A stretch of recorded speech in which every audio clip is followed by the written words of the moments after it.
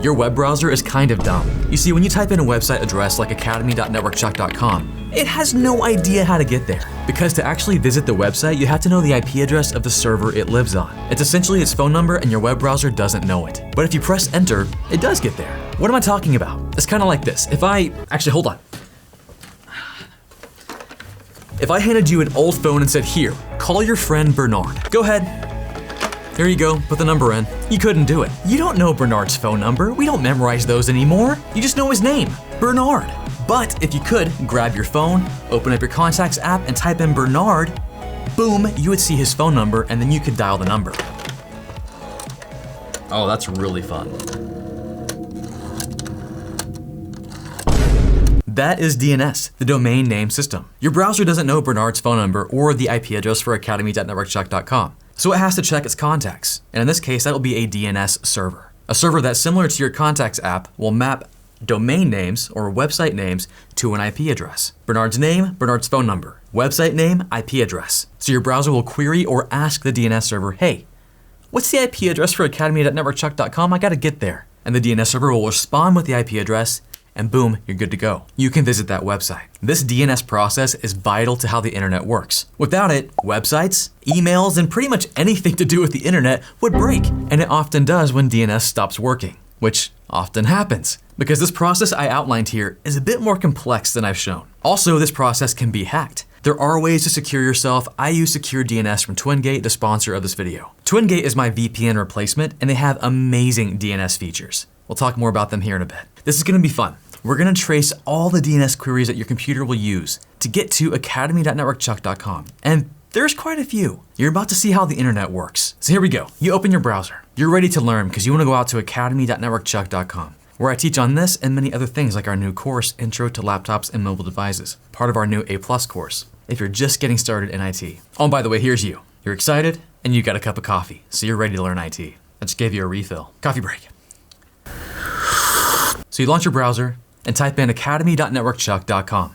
Now before your computer goes anywhere, he might actually already know the IP address of academy.networkchuck.com. He'll use his stub resolver, which sounds hilarious. I love saying that. It's just the term for the DNS client running on your machine. But it's called a stub resolver. The stub resolver will check your cache. Because if you've recently been to academy.networkchuck.com, the IP address might be there, stored in your cache for safekeeping. And if it is, you're good to go. You don't have to go out to a DNS server and ask it questions. But in this case, this is your first time. You've never been there before. That's crazy. How have you never been there before? Let's keep going. So your stub resolver knows he needs some help. It's time to ask his DNS server. His DNS server? What do you mean? Your computer will have in its network configuration, along with its IP address, a DNS server that it can talk to. This is something that you configure or it's just given to you by the DHCP server in your network. What is that? You'll learn about that in NetworkChuck Academy. Check it out. You're about to go there right now. A very common DNS server you might use is Google. They have a DNS server found at the IP address 8.8.8.8. It's one of the very few IP addresses I have memorized. So your stub resolver will send a query, a DNS query saying, hey,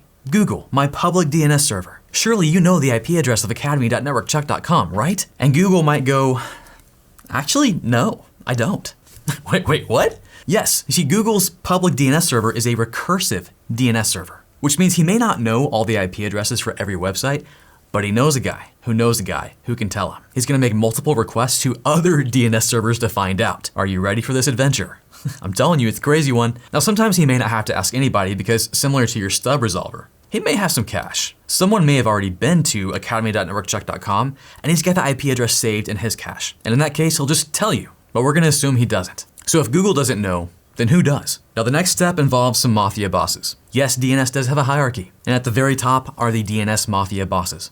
I'm not kidding, it's kind of crazy. They're called the Roots. That's for real. The Roots are run by these 12 companies, or organizations. Big names like NASA, the DoD, VeriSign. They control and manage 13 server groups, or 13 named authorities. And these are hundreds of servers strewn about the world. Here's the map. Oh, did I say hundreds? I meant 1,865. So Google will reach out to one of the root servers, the Mafia bosses. Because surely if anyone, they would know the IP address of academy.networkchuck.com, right? Wrong. These are the bosses. They don't deal with the peasant work of domain to IP address mapping. No, they're all big picture. All they care about and know about are top level domains, or TLDs. What is that? Well, when Google talks to these root servers, he's only asking about one thing. This section of our URL right here, the .com. This is a top level domain, or a TLD. So .com, .net, .co, .coffee. These are all top-level domains. Also country-specific ones like .jp for Japan or .ph for the Philippines. Now what does it mean they handle the top-level domains? Well, it means they're lazy. They delegate everything, meaning they're not gonna tell you any IP addresses for any domains, but they'll say, you know what? I know who can help you. Middle management, my underling. So what they maintain is a list of other DNS servers that can help you with these top-level domains. So in our example here, our Google recursive DNS server is only asking about the .com top-level domain, and our root server will return a list of other DNS servers that are responsible for that .com domain. And when I say responsible, I also mean authoritative. They're the bosses of those domains. Using NSLookup, the query might look like this. And we'll pick one of the root servers here. I'll choose J. And we'll ask that Mafia boss root server, hey, who manages the .com top-level domain? And the Mafia boss root server responds with a database, a list of servers that are authoritative, responsible for the .com top-level domain. These servers here, these DNS servers, are referred to as top-level domain servers, or TLD servers. But I want to make sure I'm labeling our journey here, the steps. So our Google DNS server asks for it, the root server responds. He says you can ask a.gtld-servers.net. He manages .com. Talk to him. So armed with that knowledge, our Google recursive DNS server will send another query to a.gtld-servers.net. Because surely he knows the IP address for academy.networkchuck.com, right? Wrong, he doesn't. It's a whole journey, I told you. But Google knows that. He's only asking about one very specific piece of information. This right here, me, NetworkChuck. This part of our domain is called the second level domain, or an SLD. So Google's not asking this TLD server, hey, what's the IP address for academy.networkchuck.com? No, he's asking, hey, who manages networkchuck.com? Who is the authority for that second level domain? And that's what top level domain servers do. They keep a database or list of authoritative servers for website domains. I know, it kind of feels like a, I know a guy who knows a guy situation. With NSLookup, the query might look like this. And the .com TLD server will respond with an authoritative server or servers for networkchuck.com, the second level domain. And as you can see here, the authoritative server for my networkchuck.com domain is Cloudflare. That is who manages my stuff. So now finally, the Google recursive DNS server knows who to ask. This whole process so far has been like, hey, to find out who might know. And now he knows. The server is Cloudflare. His name is Pablo. I love their DNS server name server schemes. So Google sends one last DNS query. Please, sir, you're the last stop on my journey. Do you know the IP address for academy.networkchuck.com? And guess what? Pablo does. Pablo does. Pablo knows everything about the domain networkchuck.com. He's got what's called the zone file, which looks something like this. Here's an example of a zone file, starting with a state of authority record, an SOA. Essentially, hey, who's in charge here? It's Pablo. He's the name server that you can contact to find out anything you want to know about networkchuck.com, including things like, and not limited to, the IP address for networkchuck.com. If you want to visit the main website, you should, it's really cool. And the reason we came here, the record for academy.networkchuck.com, and the IP address it belongs to, finally.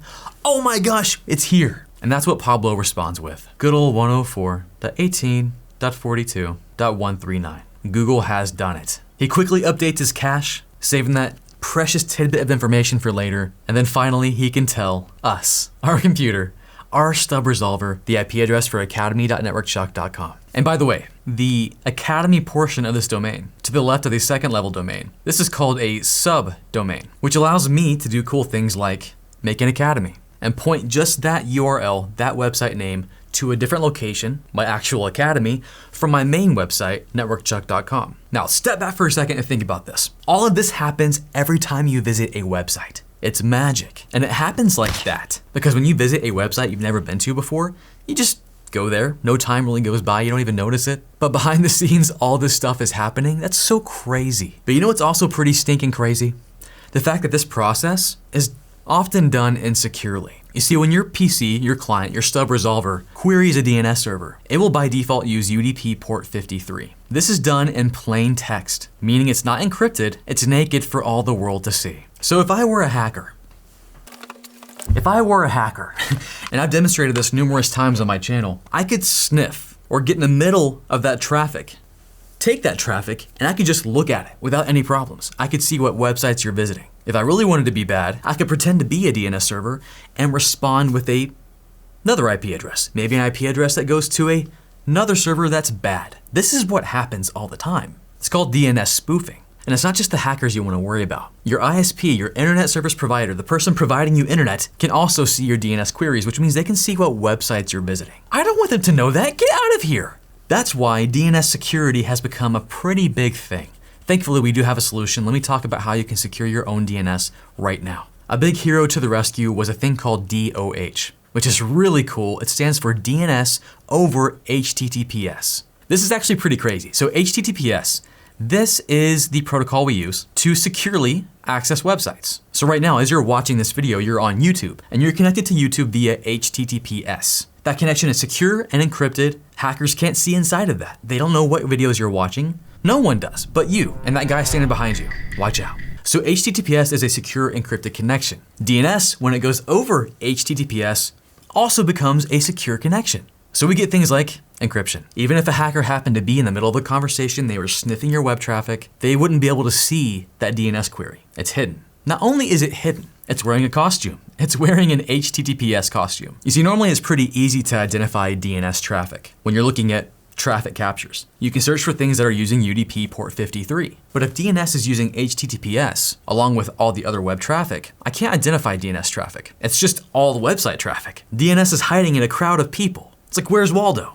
Except he's not wearing a bright shirt. He's just as a regular person you would never know. Okay, this sounds great, right? So how do you use DNS over HTTPS? Well, the short answer is it's pretty easy. There are a couple considerations you have to know. For example, the client, your browser, has to support DOH, which thankfully most do nowadays. Also, the DNS server you're connecting to, the one you choose to connect to, also needs to support DOH. Choose a DNS server that supports DOH, just search that. Cloudflare, Google, they all have it, and make sure your client has DOH enabled.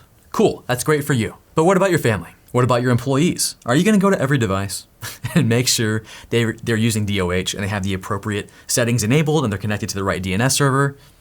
You could do that, but I don't have that time, do you? This is why I like to rely on tools like TwinGate. Now, TwinGate is my remote access solution. So when I'm out and about, traveling the world, like I for real used this when I was in Japan, or when my employees are working from home, like Florida Nick, this is what he uses to access our stuff here. He'll connect to our network in the studio using his TwinGate client from Florida, getting a super secure connection to us. That's cool by itself. You should definitely try it. It's free for up to 5 users. It's zero trust access. You've got granular control over what anyone can access. I love it. I've been using it for a long time. But back to DNS, a cool feature we can enable is SecureDNS. Let me show you what it looks like. I'm gonna log into my TwinGate dashboard.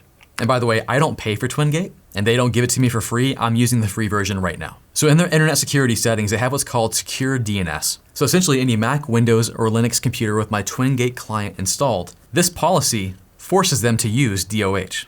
I can actually enforce that and make sure this is happening. I can choose which DOH server I wanna use. So I can use Cloudflare, Google, OpenDNS, NextDNS, all these are public DNS servers, DNS recursive resolvers that support DOH. Now, if I had some restrictions on what DNS servers my company could use, I can specify a custom DNS server here. And this is pretty cool. With client configuration, I can add this machine key to my clients, and I can deploy this with any kind of MDM solution I have. And as long as this machine key is on their computer, it doesn't matter if the TwinGate connection is open and connected to my network. It'll still make sure they're using DOH, making sure the DNS queries are always encrypted and secure. It's persistent. Now, you also got a fallback. In case something loses connection, whatever that might be, you can say, you know what, just fall back to the system's DNS. Maybe you got your DNS server handed to you from your ISP, and it's actually their DNS providers. You don't want to do that. Then they're really seeing what you're doing. So in that case, you might want to go, hey, I want to be pretty strict. Require DOH even when resolvers fail. And the resolvers would be the DNS servers themselves. Hey, NetworkChuck from the future here. TwinGate just gave me DNS filtering. They unlocked it for me. Thank you, TwinGate. I'm going to enable it for everyone. Okay, now let's edit our filtering profile. Allow list, deny list, security categories. It's already blocking threat intelligence feeds, content restrictions. Oh yeah, Mike has a gambling problem. Alex is always on Facebook. We'll leave YouTube on. Privacy protection. Ooh, we can block ads and trackers. Done. This is pretty cool. Thank you, TwinGate. I just turned it on and we already have so much in there. It's all from Nick. Florida Nick, and Austin's MacBook. I'm actually really excited about this. It's already doing stuff. If you're not already using TwinGate, you need to use it. Check it out, link below. I'm a massive fan of it, and I've got a video up here somewhere where I show you how to set this up and some really cool features of how it handles additional DNS. Now back to DNS security, DOH is not the only option, even though it is one of the more popular ones. We've got DOT, or DNS over TLS, Transport Layer Security, which also is secure and encrypted. We've got DNS Crypt, doing a lot of the same things. DNS Sec, which is actually a suite of tools on how to make sure every query and response is valid, not just encrypted. And then you have DNS servers like Quad9 that do advanced things. Like when you use them as your DNS server, they could do malware prevention. If you happen to be going to a website or URL that's bad, known bad, they can prevent you from doing that. Now, DNS is more than just domain names to IP address mapping. Check this out. So looking back at our zone file for NetworkChuck.com, there's a lot of stuff going on. Some things we're familiar with, others we're like, what? So for example, right here, we have what's called A records. These are our domain names to IP address mappings. Probably the most popular one you're aware of. Another one that we just saw as we were looking at our life of a query going through that process was a name server, otherwise known as an NS record. The NS record or name server record tells us what server, what authoritative DNS server is responsible for a second level domain. So NetworkChuck.com, this is his name server, or at least one of them. If you scroll down just a little bit more, you'll see this crazy thing. Quadruple A records, overpowered. All it is a domain name mapping to an IPv6 address. I'm not gonna cover IPv6 in this video here. Just know it's bigger and more than IPv4 addresses, but they have the same function. And if we scroll down a bit more, we're getting to some more exciting things. This is kind of crazy. We have what's called MX records, or mail exchanger records. These records identify what servers for a domain handle email. What does that mean? Well, it means if you were to send an email to me, which my email address is chuck@networkchuck.com. Let's draw it up here real quick. And if you're interested in sponsoring one of my videos, it'll be sponsor@networkchuck.com. When you type in this email address into your email client and you click send, your email server has to figure out who manages the emails for networkchuck.com. Which server does that? So here is just a demo record. You might see mail.networkchuck.com. In reality, I use Gmail or Google Workspace, and it would reply with a bunch of Google servers that handle my email. Then we have a fun one down here. PTR records, or pointer records, how I like to refer to them. These are for reverse DNS. Very important for security. These allow you to take an IP address and go, boom, which domain name belongs to this IP address? You're like doing DNS in reverse. So this allows you to verify that when you have just the IP address, that's a great situation. You don't have to query anything, but maybe it's not the right one. Maybe it's not secure. Let's verify that. So you can query a DNS server and say, do you have a pointer record for this, a PTR? And it will reply with the actual domain name it belongs to. It'll look crazy like this often, but that's what it's doing. Kind of a crazy concept. Now, C names are really fun. They stand for canonical name, just kind of a fun word to say. And isn't that the company that runs Ubuntu? Canonical? Yes, it is. Canonical. Can I spell this first time? I think I did. This allows you to create an alias for a domain. So for example, shop.networkchuck.com or even www.networkchuck.com, and point it to another domain, a canonical domain, which means true, the real one. So alias to real. So just think when you want to point a domain name to a domain name, it's usually going to be a C name. And yes, when you want to go to www.whateverwebsite.com, that's going to be a C name record pointed to the real domain name. And then finally, one more record we'll talk about. This is not exhaustive because DNS is a whole thing, even though we've covered a lot so far. Like you are gonna know DNS by the end of this video. I mean, you already are there. Last thing we're gonna talk about is TXT records, which just stand for text records. These back in the day were made just to kind of share messages with admins. I don't know, like would they leave notes when they would do DNS requests? Sounds kind of fun. Tell you what, I'm gonna leave a secret message for you guys if you can query this. It's gonna be secretmessage.networkchuck.com. Query that using your favorite DNS querying tool and see what it says. And please comment that below. That's your homework. Now, text records are used for a lot more than just playing around. In fact, they're vital in how we secure email now. Yes, we're back to email. Like for example, this one right here is an SPF record, or a TXT record specifying an SPF server. This TXT record defines which servers are legit for a domain. So for example, this one might say, only mail from mail.networkchuck.com is valid for our domain. If it comes from anywhere else, any fishy area, that's not it.